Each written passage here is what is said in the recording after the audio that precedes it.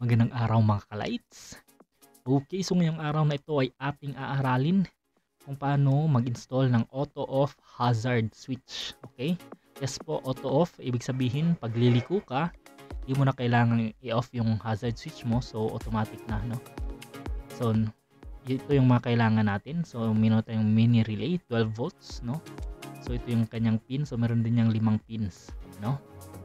Then, of course, next is yung ating on-off switch, no? So yan yung magiging hazard switch natin. So for this video, so yan lang yung gagamitin natin as example. So ikaw, depende na sa iyo kung anong on-off switch yung gagamitin mo. Pwede hollow switch or depende na sa iyo. Okay? So next is yung ating capacitor. So 1000 microfarad capacitor, 16 volts. Okay? Then of course, yung ating diode, no, 3 amperes diode, 6 na piraso na 3 amperes diode. Okay. So una is dito tayo sa ating circuit, no, ng turn signal light. Okay? So ito yung ating switch. Okay, so makikita natin sa ating switch, no, kung titingnan natin, bubuksan natin yung ating mga switch, meron yung tatlong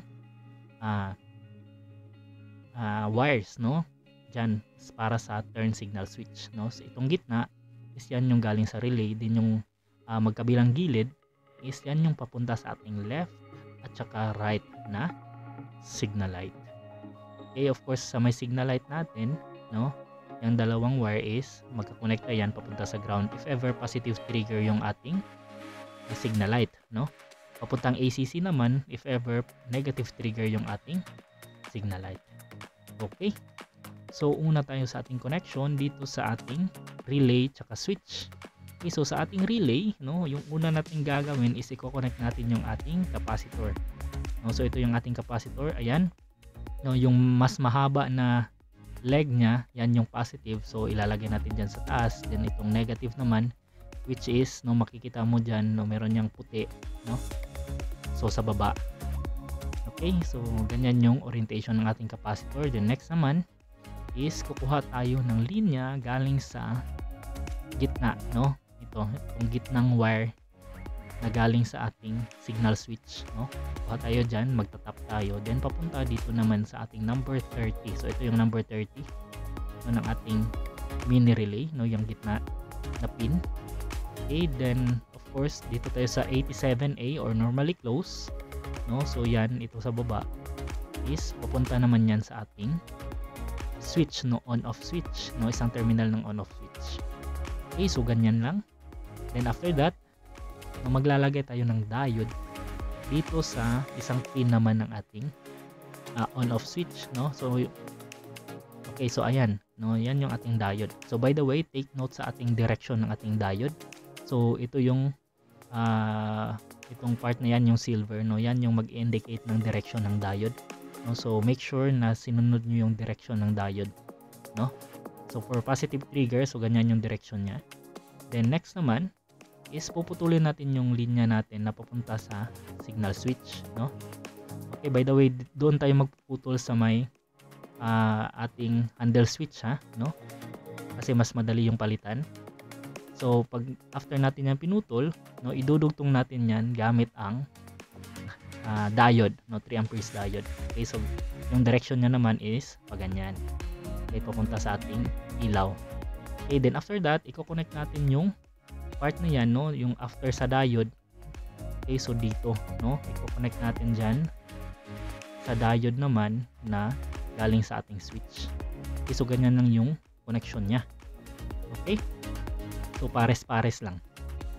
Okay, so next naman, dito tayo sa ating relay, no, maglalagay din tayo ng dalawang diode dyan, which is ganyan yung orientation, no. Yung orientation niya or direction is papunta, no, papasok sa ating relay.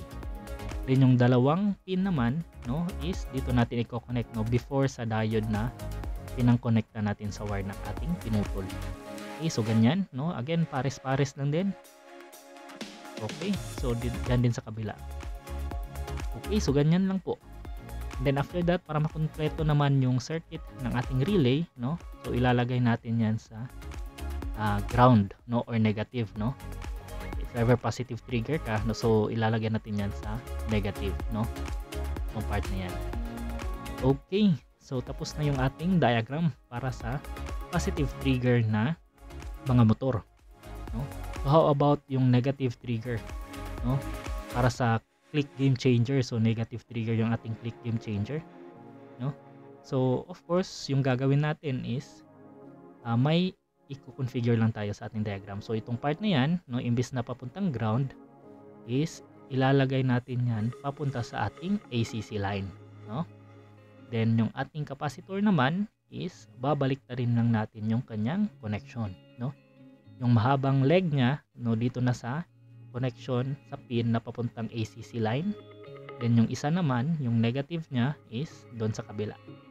Okay? Then yung ating mga diode is babalik na rin lang din natin yung direction. Okay, so ganyan, no? So napansin nyo, nakabaliktad na yung ating direction ng ating mga diode. So this is for a negative trigger na mga motor, yung ating signal light, no? If ever negative trigger yung signal light mo, so ganito yung susundin mo na diagram. Okay, so yan lang po mga ka-lights, no? I hope may natutunan kayo sa ating panibagong video. Comment nyo po kung ano po yung mga gusto nating matutunan. And of course, don't forget to hit like and subscribe. Support nyo po yung ating YouTube channel for more videos. So yan lang muna. See you on our next videos. Stay safe, ka-lights.